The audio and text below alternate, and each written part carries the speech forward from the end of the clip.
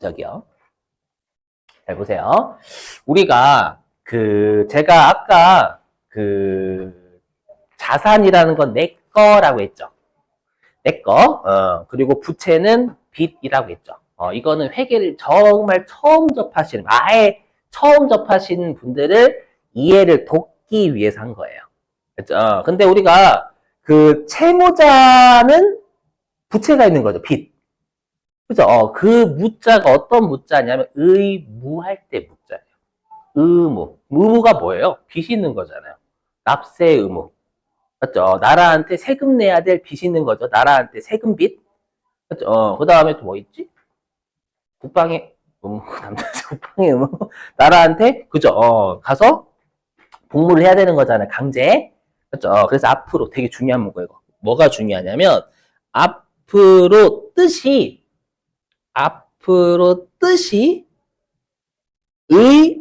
의무라는 뜻이 들어가요. 이 뜻이 의무라는 뜻이 들어가면 무조건 그 개정 과목은 성격이 부채예요. 제가 무조건이라고 단언합니다. 무조건 부채 관련 개정 과목이다라는 거예요. 꼭 외우려고 노력하시고. 그다음에 채권자. 채권은 뭘까? 채권 할 때 권자가 권리할 때 권자예요. 권리가 있다라는 건 그만큼 내게 있다라는 거예요. 맞죠? 야, 돈 내놔. 양아치네. 상대방한테 야, 돈 내놔. 내가 돈 빌려줬잖아. 요구할 수 있는 건 나의 자산이 있다라는 거예요. 오케이? 내 거다라는 건 권리가 있다는 얘기잖아. 내 거. 맞죠? 야, 돈 줘. 권리. 맞죠? 그래서 권리라는 뜻이 들어가면, 맞죠? 내 거도 자산이지만 권리라는 뜻이 들어가면 성격은 자산 관련 개정 과목이다라는 건 엄청나게 중요합니다. 그렇죠? 이게 아마 오늘 마지막에 할 수도 있고 아니면 내일 할 수도 있고요. 일단 하는 데까지 해볼게요. 하는 데까지. 자, 임차와 임대입니다. 자, 근데 여기서 여러분들이 또 아까 재무제표처럼 한자의 뜻을 잘 나오는 거 외워달라고 제가 한 거 있죠. 그죠? 이것 좀 외워주셔야 돼요. 우리 아까 차입금 할 때 차자 있잖아요. 그 차자가 빌리다 할 때 차자거든요. 빌리다? 아까 돈을 빌리다가 차입금이었죠. 돈을 빌리다. 아니, 괜찮아요. 그럴 수 있지. 처음인데. 네. 왜냐면 제가 여기에 하는 요 차자가 빌리다 할 때 차자가 빌리다. 임차. 임차인이 뭐예요, 임차인? 임차인. 우리 상상 임차인이 뭐 하는 사람이에요? 건물 빌리는 사람, 빌려주는 사람. 임차인.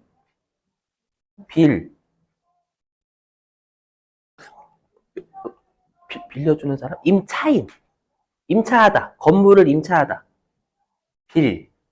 빌려주다. 빌리다. 빌리다. 가끔씩 회계하다 보면 이런다? 뭐냐면, 저도 그거 처음에 회계할 때 이런 적이 있었어요. 뭐냐면, 내가 저 바보 같은 거예요. 하다 보니까. 왜 회계하기 전에는 임차하면, 빌리는 거고, 임대하다라고 빌려주는 건데, 회계만 하다 보면은 뭔가 회계가 어려우니까 사람이 긴장해가지고 그래, 긴장해가지고. 됐죠? 내가 임차하는 거, 임차인이 내가 임차료 많이 나간다 그러잖아요. 그거 빌려 쓰는 거예요, 빌려 쓰는 거. 됐죠? 빌리는 거. 됐죠? 그 다음에 임대인은, 우리 임대인이 꿈이다라고 하잖아요. 그 임대인이 꿈이다라는 게 빌려 쓰는 게 꿈인 거예요?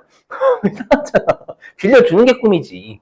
맞죠? 그래서 여기에서의 대자는 빌려주다 할 때 대자 써요.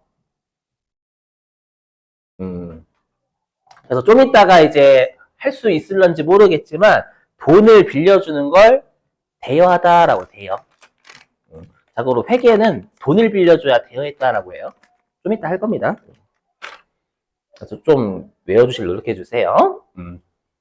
자, 근데 여러분들이 이제 우리 전세로만 임차하고 임대할 수도 있고 아니면 월세로만 임차하고 임대할 수도 있지만 우리 시험에서는 혼합형을 내요. 맞죠? 월세도 주고받고 보증금도 주고받고. 맞죠? 그러면 경우의 수는 4개죠. 뭐냐면 그러니까 임차, 보증금 받는 사람, 보증금 주는 사람. 그렇죠? 월세 주는 사람, 월세 받는 사람. 계정 과목은 4개가 나오는 거예요. 그 4가지의 계정 과목의 뜻과 자산부채, 자본, 수익, 비용 5가지 어느 계정에 속하는지 잘 외워주셔야 돼요. 이해하시고 하나씩 해보죠. 자, 일단 우리가 임차라는 건 부동산이나 동산 뭔지 아시죠? 동산. 우리가 토지하고 건물은 부동산이라고 하지만 차나 기계는 움직이잖아요. 동산. 얘를 빌려 쓰는 걸 임차한다라고 합니다. 그죠? 왜냐면 회사들은 기계 장치도 빌려 써요. 맞죠? 일상생활 생각하시면 안 돼. 선생님 기계를 빌려 쓰나요? 우리 생각하시면 안 됩니다. 회사에 회사. 차도 빌려 쓰고 렌트할 때도 있잖아요. 여러분 리스하거나. 그 다음에 임대는 동산이나 부동산을 빌려주는 겁니다. 여기까지 되셨어요? 이렇게. 예. 자, 그러면 사례 좀 들어보죠. 자, 보증금은 1,000만 원을 주고받는데요. 그리고 월세는 50만 원 주고받는다라고 가정해 볼게요. 그랬을 때 내가 이제 학생이다라고 하면 당연히 학생이 임차인이 되는 거고 집주인이 임대인이 되는 거죠. 그래서 임차인은 학생, 빌려 쓰는 사람, 그리고 집주인은 임대인. 그럼 이제 보증금 1,000만 원을 어떤 계정 과목을 쓰고, 맞죠? 어떤 계정 과목, 상세한 이름, 얘는 자산이냐, 부채냐, 자본이냐, 수익이냐, 비용에 따라서 위치가 결정이 되는 거니까 둘 다 놓치면 안 돼요. 그렇죠? 그래서 그 김예 씨가 그랬잖아요. 놓치지 않을 거예요. 여러분들 불쌍하지 않아요? 저 자고로 아이예요, 아이. 이가 아니야, 이가 아니에요. 먹고 살기 위해서 개드립을 쳐요. 저희 어머니가 보시면 눈물 흘리시고 우리 아들이 먹고 살기 힘들구나. 네, 자 보실게요. 이해해 주세요. 알죠? 가끔씩 그냥 수업만 하면 제가 못 견뎌서 그래. 제가 못 견뎌. 수업만 하다 보면 너무 못 견디겠어. 해볼게요. 자, 그럼 우리가 학생이 내는 보증금 있죠. 우리가 일상생활에서는 이런 말 쓰잖아요. 가만히 있으면 중간이라도 간다고. 맞죠? 그냥 보증금 이렇게 하잖아요. 근데 회계는 보증금이라는 이름만 딸랑 쓰면 점수 안 줘요. 반드시 어떤 보증금인지 이름을 다 써야 돼요. 됐죠? 그러면 쉬워요. 임차인이 내는 보증금은 그냥 임차를 붙이시면 돼요. 그래서 임차 보증금이라고 불러요. 임차인이 내는 보증금. 되세요? 그러면 임차인이 내는 보증금의 계정 과목은 임차보증금이라는 계정 과목 쓴다는 뜻이에요. 그러면 얘 성격, 제가 앞으로 성격이라고 하면 자산, 부채, 자본, 수익, 비용 5가지 중에 뭐냐라는 뜻입니다. 그럼 얘의 성격은 비용이라고 많이 생각하세요. 왜냐하면 임차보증금 내니까 쓴 거네? 그게 아니다라는 거 생각해보세요. 여러분들이 1,000만 원 내셔보세요. 1,000만 원 내시면 그 보증금은 나중에 돌려달라고 할 수 있어요, 없어요? 있어요. 즉 임차보증금은 내가 임차보증금을 내면 그 1,000만 원만큼을 나중에 돌려주세요. 저 지금 급하게 돈 필요해요. 맞죠? 라고 요구할 수 있는 권리가 있는 보증금이에요. 이해되세요? 그래서 권리가 있는 보증금이니까 임차보증금은 비용이 아니라 자산이다라는 거예요. 꼭 기억하셔야 돼. 이거 비용이라 많이 생각하시거든. 맞죠? 아닙니다. 비용 아니에요.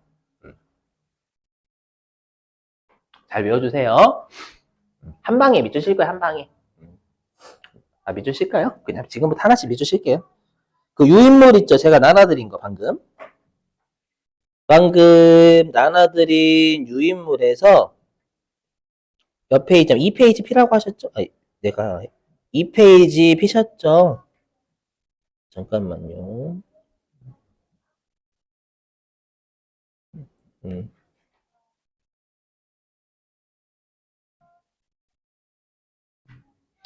자, 2페이지에 여러분들 어디 있냐면은요, 맨 아래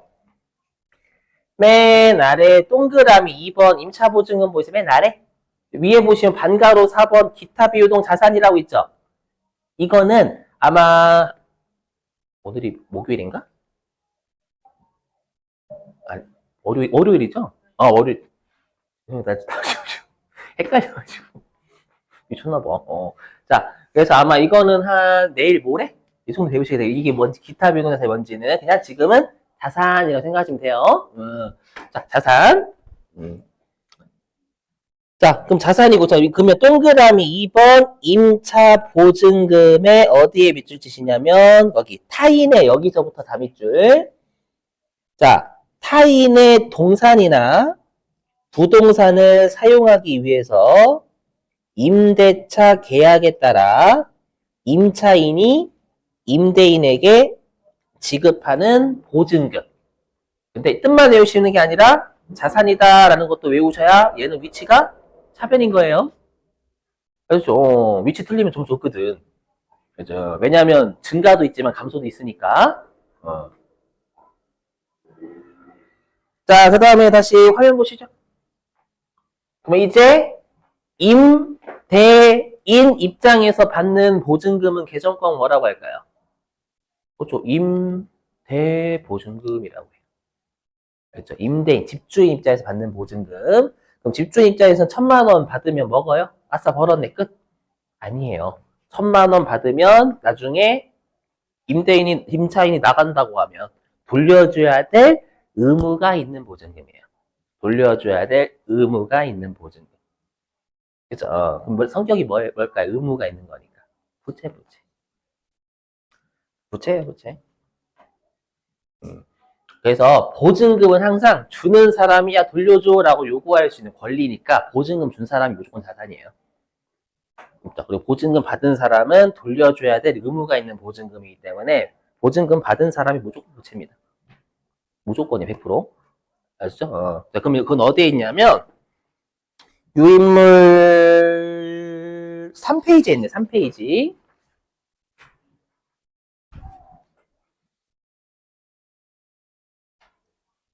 자, 유인물 3페이지에 가로 2, 중간에 가로 2번 비유동 부채라고 보이세요? 일단 지금은 부채라고 알고 계시면 돼요.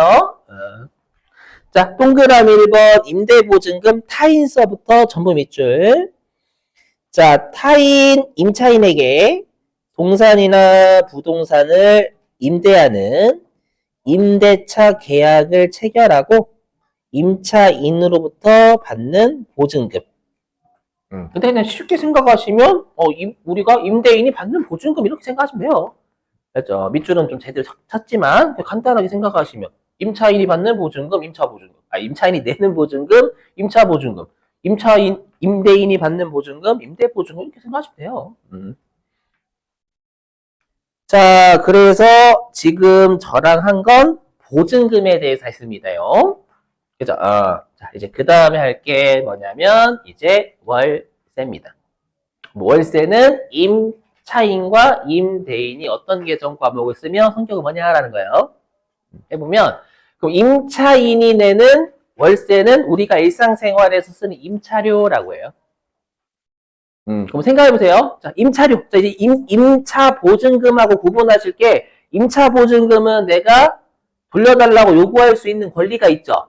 자, 임차료 냈어요. 월세 50만 냈다. 자, 돌려주세요. 라고 하면 나가라고 합니다. 그죠? 그러니까 뭐예요? 내 입장에서는 월세 50만 원 내고 끝이에요. 그럼 이건 쓴 거죠. 그래서 쓴 거니까 비용, 그죠? 비용. 비용이에요, 비용. 됐죠? 그러니까 돌려달라고 요구할 수 있으면 권리나 돌려줘야 될 의무가 있는 거니까 자산이나 부채지만. 그렇죠? 이거는 쓰고 끝나거나 벌어들이고 끝나는 거예요. 오케이? 이렇게. 바로 할게요. 뭐 쉬우니까. 그러면 임대인이 받는 월세는 임대료라고 합니다. 임대료. 얘는 뭘까요? 성격이. 수익이에요. 그렇죠? 임대료. 이건 임대료 50만 원 받았어요. 받는서 돌려달라고 하면 어떡하지? 재미없어요? 그렇잖아. 뭐 어떻게 해요? 속세말 아싸 게이득. 게이득 수익이다라는 거예요. 그렇죠? 이 50만 원 가지고 내가 뭐 사고 싶은 거 사거나 아니면 내가 만약에 아이들이 있으면 학원비에 쓰거나 그러잖아요. 맞죠? 그럼 벌어들인 거니까 얘는 수익이다라는 거예요. 가자. 자, 어디로 가주시냐면 유인물 4페이지.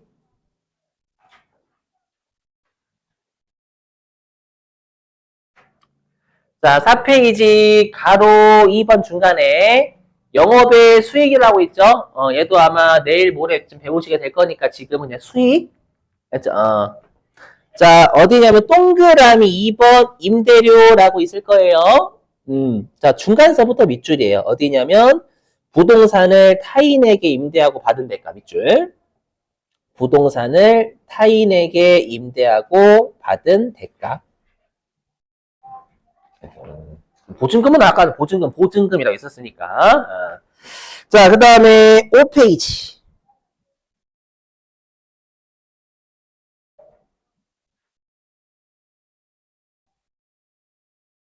5페이지에 가로 2번.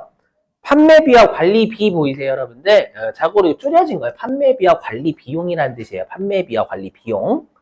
비용이라 생각하세요, 비용. 거기에서 동그라미 16번. 임차료라는 거부터 임차료? 임차료? 자, 전부 밑줄. 자, 토지, 건물이 부동산이죠. 부동산이고, 기계장치 동산이고, 등을 빌려 사용하고 지급하는 사용료를 임차료라고 해요. 느끼셔야 돼요. 월세만 임차료라고 하지 않는 거예요. 그렇죠? 동산 같은 걸 빌려 써도 이것도 임차료 내야 되거든. 그렇죠? 빌려 쓰는 게 일상생활은 주로 건물이지. 우리가 할 때 기계장치 이런 거 안 빌려 쓰잖아요. 맞죠? 근데 자동차는 빌리지 않나? 렌트 할 때? 임차료 준다라는 거, 실제로. 좀. 그래서 얘는 비용이니까 차변, 이렇게 잘 정리하시고요. 자, 이렇게 해서 임차와 임대, 개정과목 4가지 잘 외우려고 노력해 주시고, 그 다음에 이제 어음입니다. 어음. 잠깐만요. 어음이 아마 교재에 없을 건데, 혹시라도 어음에 대해서 여러분들이 이게 아마 없을 거예요. 어음이. 여기 있긴 하다. 78페이지.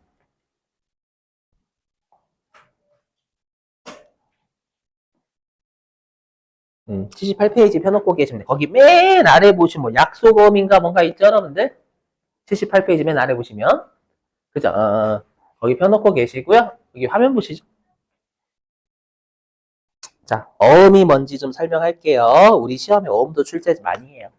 자, 어음이 뭔지 설명 좀 해볼게요, 여러분들. 꼭 알고 계셔야 돼요, 이거. 자, 어음이 뭐냐면, 제가 여러분들 시골에서 자랐거든요. 시골이 장점이 딱 하나가 있어요. 맨날 하는 소리가 있죠. 공기. 항상 시골에 살면 좋은 게 공기. 그죠? 산뜻한 공기를 마실 수 있다. 그것도 있지만요. 지금이야, 여러분, 지금 뭐 배달의 민족이나 쿠팡 시키잖아, 이치로. 배달앱. 그죠? 근데 우리 그거 전까지만 하더라도 어떻게 시켰어요? 전화로. 맞죠? 그럼 전화할 때 어떻게 해요? 전화할 때 어디 동 아파트 몇 동 몇 층 이렇게 하잖아요. 근데 시골은 장점이 있어요. 그런 거 안 불러줘도 돼요. 어떻게 하면 되냐면 민국인의 집이요라고 옵니다.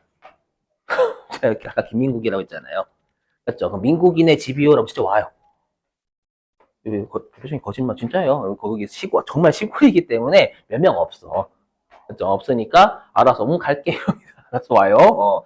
근데 제가 이 얘기를 왜 하냐면요. 제가 어렸을 때 어머니 아버지가 맞벌이를 하시기 때문에 제 입장에서는 어렸을 때 학교 다녀와가지고 배가 고파. 먹고 싶어. 뭐 탕수육, 짜장면이나 이런 거 어렸을 때 먹고 싶은데 당연히 돈이 없잖아요. 없으니까 엄마라고 할게 그냥 그 시절에 엄마한테 전화를 걸어. 엄마한테 전화 걸어가지고 엄마 저 짜장면 먹고 싶은데 시켜 먹으면 안 돼요? 그러면 거기가 만약에 A 반점이다라고 하면 어머니께서 A 반점에서 먹어. 엄마가 외상으로 해준다고 해. 외상값 드린다고 해. 이렇게 먹어요. 이게 어떤 외상이냐면 말로 한 외상이죠. 그렇죠? 근데 말로 한 외상의 단점이 뭐예요? 증명이 없잖아. 맞죠? 언제까지 주겠다라는 게 없잖아요. 그건 말로 하는 외상은 언제나 가능하냐면 좀 거래처하고 거래를 많이 텄을 때예요. 그렇죠? 근데 회사 입장에서는 생판 처음 거래하거나 아니면 거래를 거의 안 해보거나 그러면 상대방이 저 언제까지 갚을게요. 제 관상을 보세요. 믿음직하지 않아요? 그럼 내가 관심 보고 봤더니 관상이 괜찮구만 이래요? 그렇진 않아요. 그러니까 한마디로 내가 만약에 상대방한테 상품 물건을 외상으로 팔잖아요. 그 외상으로 팔면 상대방이 언제까지 줄게요 라는 말을 우리가 친한 거래처 아니면 믿을 수가 없다라는 거예요. 그래서 언제까지 네가 돈을 주겠다라는 증서를 제공하라라는 거예요. 그럼 상대방은 제가 언제까지 이 금액을 갚을게요 라고 써주는 증서 있죠. 이걸 어음을 발행한다라고 표현하는 거예요. 여기까지 이해되시겠어요? 그럼 질문. 그럼 어음을 발행하는 사람은 채권자, 채무자. 자, 다시. 자, 어음 대놔. 어음 줘. 언제까지 돈 주겠다라고 약속해. 어음 내놔. 그럼 상대방이 제가요. 언제까지 드릴게요 라고 어음을 써줘요. 그럼 다시 질문. 어음을 써주는 거 우리가 발행한다, 어음을 지급한다라고 하거든요. 어음을 발행하거나 어음을 지급하는 사람은 채권자, 채무자. 채무자. 돈이 없으니까 어음을 준다라고 생각하시면 됩니다. 그렇죠? 언제까지 줄게라고 쓰는 거예요. 그럼 반대로 어음을 받은 자는 채권자가 되는 채권자. 상대방이 언제까지 주겠다라는 증서 받았잖아요. 그럼 뭔가를 우리가 판거 외상을 한 거예요. 이해되시겠어요? 그래서 어음은 잘 잡으실 게 준 놈이 채무자고 받은 놈이 채권자라는 거예요. 그렇죠? 그럼 핵심이 뭐냐? 그럼 제가 이 소리를 왜 하냐, 여기. 채권자의 권자가 권리라니까요? 시비 거는 거 아니에요. 오해하지 마시고. 혹시나 제가 이런 경우가 있어요. 뭐가 있냐면 예전에 어떤 분이 저를 이렇게 째려보는 거야. 이렇게. 그래서 제가 쉬는 시간에 그랬어요. 혹시 제가 뭐 잘못했나요? 이렇게. 그랬더니 그분이 그런 오해를 많이 받으셨나 봐요. 아, 제가 집중할 때 째려본다고. 째려볼 습관이 있다고. 그러니까 서로 간에 오해를 풀려면 미리 이제 이런 것들 알고 있으셔야 되니까. 그리고 제가 가끔씩 목소리가 커질 때가 있거든요. 되게 커질 때? 그 강조예요. 화난 게 아니라. 미리 말씀 좀 드릴게요. 자, 그래서 우리가 이제 어음 여기에서 좀 중요한 게 뭐냐, 아까. 우리가 어음을 준 놈이 채무자. 채무자니까 무조건 부채 성격 계정 과목이 전부 다 부채예요, 부채. 이게 중요하다라는 거, 이게. 아시죠? 근데 어음을 받은 사람이 채권자라면서요. 그럼 채권자의 권자와 권리의 권자란 말이에요. 그럼 어음을 받은 사람은 무조건 계정 과목의 성격이 자산이다라는 거예요. 이게 중요해요. 아셨죠? 진짜? 계정 과목이야 외우시면 되지만 얘가 자산인지 부채인지 고정돼 있다니까요. 그렇죠? 의무면 부채고 권리면 자산이에요. 이건 변하지 않아요. 자, 그럼 여기 있는 사례 가지고 설명드리고 그 다음 78페이지 보고 설명드릴게요. 다시 확인 보시죠. 일단 제가 사례 준비했거든요. 자, 뭐냐면 자, 일단 어음이라는 거 말 그대로 어떤 금액을 그죠? 금액을 어떠한 날짜에 주기로 약속하는 증서예요. 증서인데 자고로 혹시 여러분들 그 세금 계산서라고 좀 보셨어요? 세금 계산서가 종이로 된 세금 계산서가 있고 전자로 된 세금 계산서, 전자적인 형태로. 그렇죠? 그래서 어음도 옛날에는 종이지만 요즘은 다 전자예요. 그래서 앞으로 전자어음이라고 나오면 그냥 전자적으로 되어 있는 어음이니까 실제로 문제를 푸실 때는 전자는 떼고 해석하세요. 그냥 어음이라는 뜻이에요. 아셨죠? 시험에 전자어음을 발행했다라고 이렇게 나오면 시험에 말로요. 그러면 그냥 어음 발행했네라고 생각하시는 얘기예요. 왜냐면 가끔씩 전자 이거 뭐예요? 라고 하시는 분들 계셔서 그래요. 알죠? 전자어음은 어음의 그냥 형태야, 형태. 영향 안 줘요. 아셨죠? 그리고 가끔씩 약속 어음이라고도 출제하거든요. 어음 자체가 언제까지 주기로 원래 약속하는 놈이에요. 그러니까 약속 어음이든 전자어음이든 그냥 어음이라고 해석하시면 된다라는 거예요. 아셨죠? 자, 그럼 여기 보실게요. 일단 여러분들 여기 보시면 금액이 얼마인 거 눈에 보이세요? 그렇죠. 220인 거 보이시죠? 일단 220이에요. 금액은. 자, 그리고 옛날 건데 보시면 어음 언제 줬어요? 여기 날짜 몇 개, 날짜 2개 있잖아. 언제 줬어요? 저 1월 4일. 그죠? 2019년 그냥 무시하시고. 그죠? 그럼 당연히 우리가 어음이라는 건 언제까지 갚을게요 라고 약속한 증서니까 그 마지막 날 있죠. 언제 주겠다. 그 주겠다라는 날은 우리 어음의 만기일이야, 만기일. 그래서 여기 지급기일이 만기일이라는 뜻이에요. 한마디로 1월 4일 날 220만 원짜리 어음을 준 겁니다. 맞죠? 준 건데 언제 이 220만 원을 갚겠다라고 했냐면 4월 4일 날. 그래서 우리 어음 대부분 만기가 3개월 내지는 6개월이 좀, 3개월이 좀 많고요. 6개월이 좀 있어요. 이렇게. 자, 아무튼, 그래서 어음을 발행한 날짜가 외상한 날짜입니다. 그죠? 근데 말로 한 외상이 아니라 우리가 날짜가 있는 외상이죠. 그렇죠? 기억하시고. 그 다음에 발행인 보이세요? 어음을 준 놈이다라는 뜻이에요. 어음을 준 놈은 무조건 채무자이다라는 거예요. 그래서 외우셔야 됩니다. 어음을 발행 또는 지급한 사람은 채무니까 부채다라는 무조건 계정권 부채입니다. 꼭 기억하세요. 꼭. 이게 중요해요. 그럼 이제 계정권을 외우면 되잖아요. 자, 그 다음에 어음을 저기 받은 사람 누구예요? 받은 사람? 저 사람 여기 귀하. 아시죠? 우리가 많이 어렸을 때 강조해요. 저 많이 어렸을 때는 편지 많이 받았거든요. 연애 편지. 언제적이냐 생각하지 마시고. 아니야, 요즘 그런 감성이 있어, 감성이. 편지. 아무튼, 그랬을 때, 우리가 누구한테 보낼 때 귀하라고 하죠. 누구누구 귀하. 그래서 서대문 전자라는 회사가 어음 받은 사람. 그럼 얘가 채권자자가. 그래서 어음을 받으면, 아이고, 색깔 좀 할게요. 색깔이 잘 안 나타난다. 어음을 받으면 무조건 권리, 채권자의 권리의 권자니까 자산이다라는 거예요. 꼭 기억하세요. 그리고 지급기일이 어음의 만기일인데 요거는 뭐 별도로 밑줄 안 칠게요. 이렇게. 되세요? 그래서 요게 제일 중요해요. 요 두 개. 준 놈이 채무자 부채 쓰고 받은 놈이 채권자 자산이고. 자, 그러면 78페이지로 갑니다. 어디 갔냐?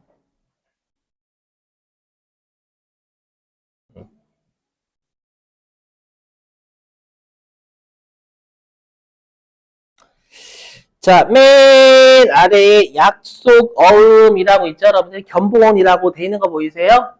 여기, 예. 자, 방금 강조. 삑살이 절대 아님. 강조. 제가 강조할 때 삑살이 일부러 내거든요. 잠깐만, 여러분들, 이거 걱정해 주셔야 되는 선생님 많이 힘드신가 보군요. 제가 아침에 수업도 했거든요. 가끔씩 T 있다? 저희 선생님 여기 T 있거든요. 뭔지 아시죠? TF? 저도 T 약간, 저는 F도 살짝 있긴 있어요. 근데 100% 강성 T가 있단 말이에요. 선생님들 중에. 한 분이. 그럼 제가 어떻게 하냐면, 저 주말에 이제 부모님, 어머니 혼자 계시거든요. 아버지 돌아가시고. 그래서 이제 어머니 생활비 보내는데, 그래서 제가 맨날 해, 주말에. 안 쉬고. 그렇죠. 그래서 제가 이제 선생님이 이제 난 주말에 쉰다라고 하면은, 제가 그래서, 야, 나 주말에 일해. 힘들어. 좀, 그러니까 뭔가 위로의 말을 해달라는 얘기잖아요. 그러면 이제 하는 말이 뭐냐면, 너 돈 벌잖아. 그죠? 맞는 말이긴 해. 그죠? 그죠? 그래서, 뭐 하다 말았지? 왜 이 말이 갑자기 나왔을까? 그죠? 위로의 말을 여러분들 F처럼.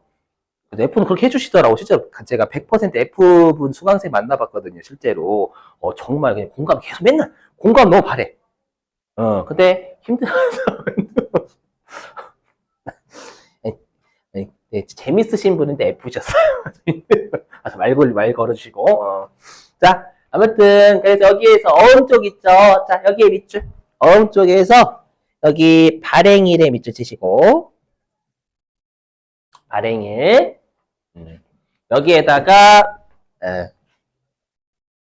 여기 발행일에다 어떻게 적으시냐면, 어음, 거래일.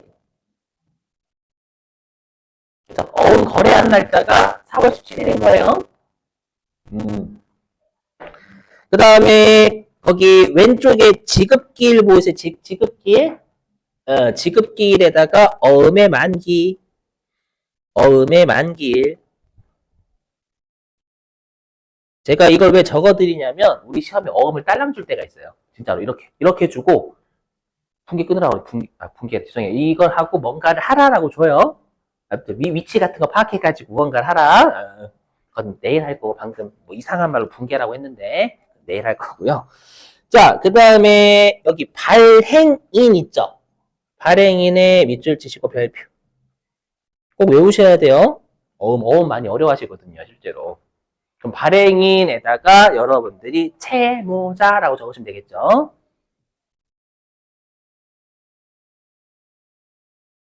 그럼 채무자니까 자산, 부채, 자본, 수익, 비용 어디? 그렇죠, 부채, 그렇죠, 부채. 꼭 알고 계시고. 자, 그 다음에 이거 어떻게 하냐? 발행인 있는데 받은 사람 수령자 그냥 여기다 할게요. 더지 상사 귀하 있죠? 여러분 귀하의 밑줄 귀하에 귀하. 물론 시험에 말로 던져줄 때도 있어요. 말로 줄 때도 있고 지금처럼 그냥 아예 어음 자체를 줄 때도 있고요. 그러면 혹시라도 어음 자체를 던져주면 귀하가 뭐예요? 채권자. 그렇지. 귀하가 채권자야, 채권자. 채권자니까 성격은 자산. 그죠. 권리의 권자 쓰니까 자산이 꼭 기억하셔야 돼요. 그래야지만 내일 시험에 잘 나온 10가지 개정 과목이 있거든요. 계속 나와요, 계속. 미리 띄워놓으면 내일 여기서부터 할 거거든요. 이것도 교재 없어요. 그게 있어요. 이게 시험에 엄청나게 쏟아져 나오는 개정 과목이에요. 요 10개가. 했죠? 10개가 나오는데 보시면 전부 다 이런 거예요. 전부 다 개정 과목을 외우셔야 되지만 뜻이 권리이기 때문에 자산이고요. 뜻이 의무이기 때문에 부채다라는 건 변함이 없어요. 했죠? 그래서 오늘 꼭 가셔가지고 위치 기억하시고, 했죠? 위치 기억하시고, 그 다음에 권리면 자산, 의무면 부채, 했죠? 기억하시고, 그 다음에 아까 이제 그 교재 밑줄 쳐져 있는 거 있잖아요. 그 몇 페이지였지?